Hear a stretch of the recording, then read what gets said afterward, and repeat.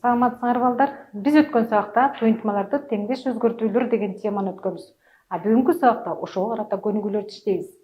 Номер 100 көнүгүүнүн экөөнү G-сын жана B-сына көңүл буралык. Номер 100. Көбөйтүүнүн бөлүштүрүү касиетин пайдаланып, туйынтманы теңдеш барабар туйынтмага өзгөрткүлө дейт. Келгиле балдар, анда номер 100дүн B-сын карайлык. Демек A-4B көбөйтүү 3. Көбөйтүүнүн бөлүштүрүү касиетин колдонобуз. Демек аны үчүн 3 менен кашанын ар бирин көбөйтүп чыгабыз.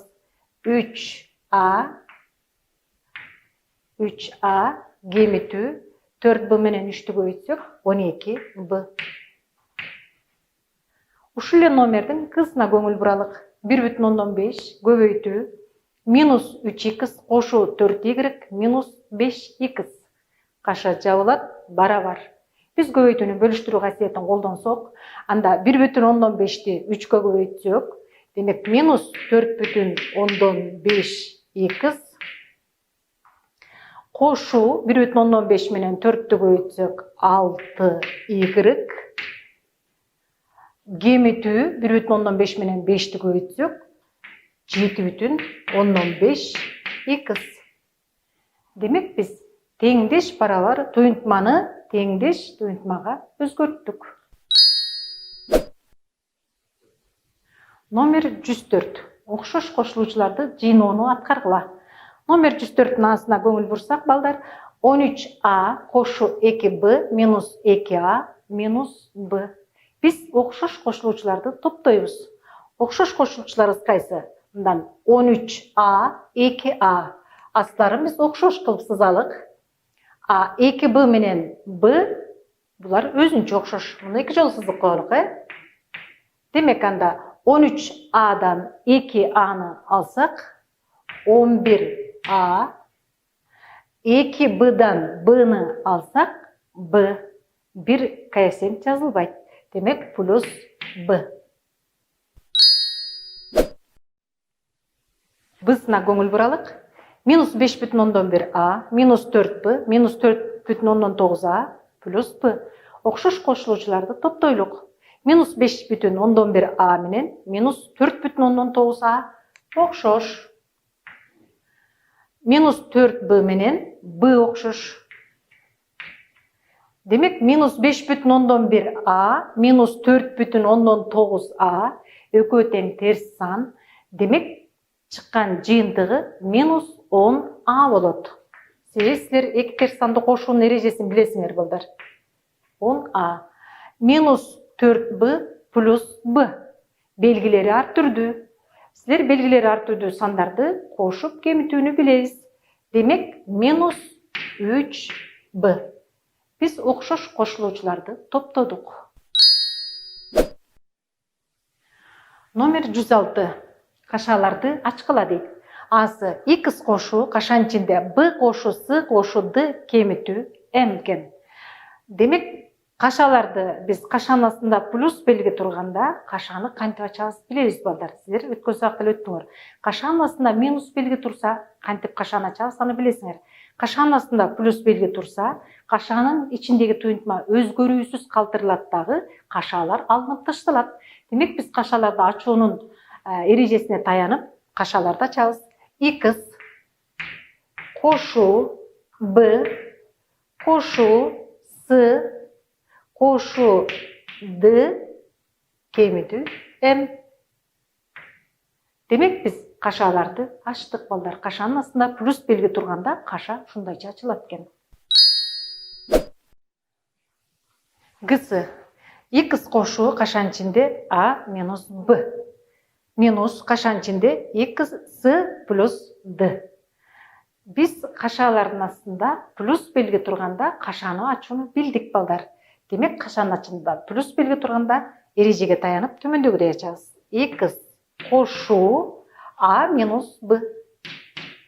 Эми кашанын астында минус белги турганда кашанын ичиндеги туйынтманын белгилери карама каршы белгиге өтөт дагы, кашалар алынып ташталат.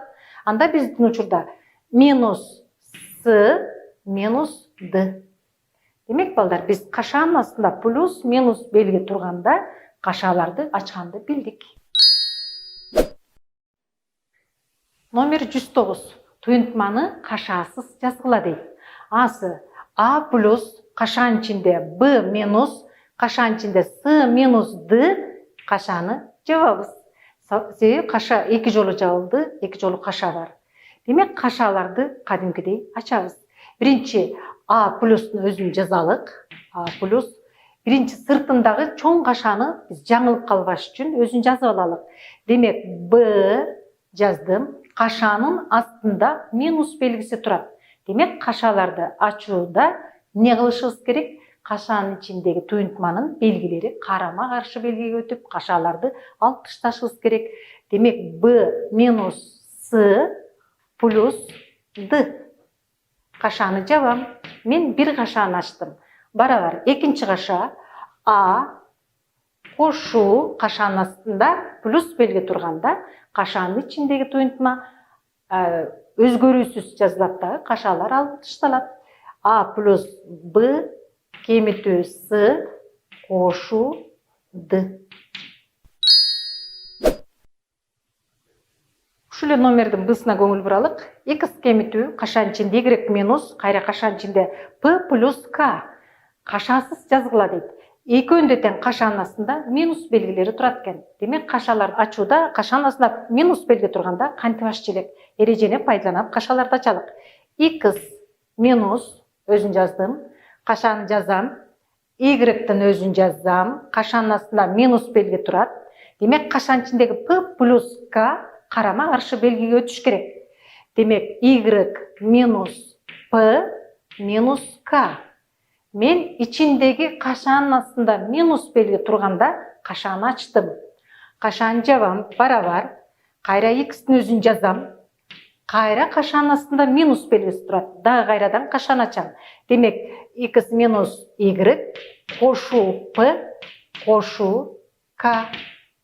Демек биз туйынтманы кашасыз жаздык. Башкача айтканда, кашалардын астында минус плюс белгиси турса, кашаларды ачтык. Номер 115. Кашаларды ачкыла жана окшош кошулуучуларды жыйнагыла дейт. Номер 115-тин Б'сы 8 кашанын ичинде 3Y плюс 4 кемитүү 29Y кошу 14 экен. Демек кашаларды ачат экенбиз, андан кийин окшош кошулуучуларды топтоп коет экенбиз. Демек 8 менен кашанын ичин көбөйтөбүз. Демек көбөйтүүнүн бөлүштүрүү касиетин колдонобуз.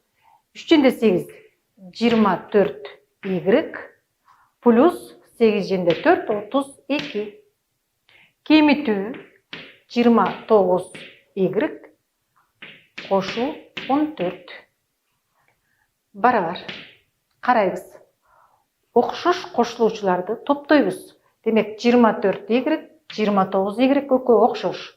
А 32 менен 14 булар бош мүчөлөр сандар. Демек буларды бир топтойбуз. 24Y минус 29Y белгилери ар түрдүү. Биз муну кошууну билебиз.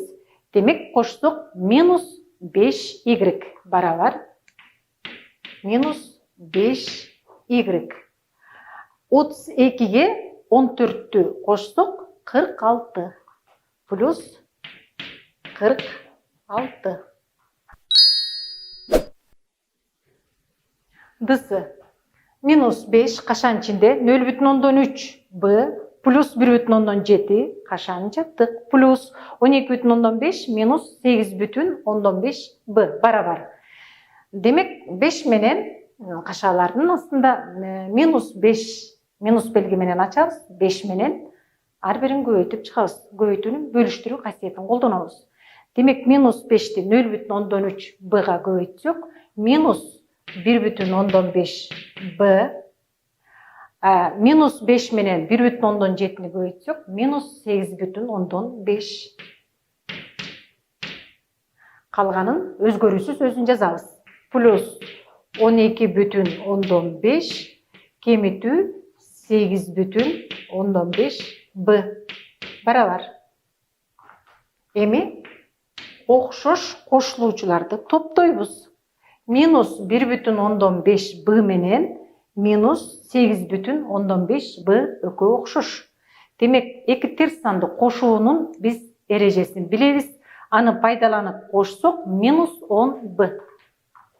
Минус 10b. Минус 8,5 плюс 12,5. Белгілері ар түрдүү болгон сандарды кошууну билебиз. Демек, модулу чоңдон модулу кичине санды кемитип, модулу чоңдун белгисин коебуз. Бул учурда плюс 4.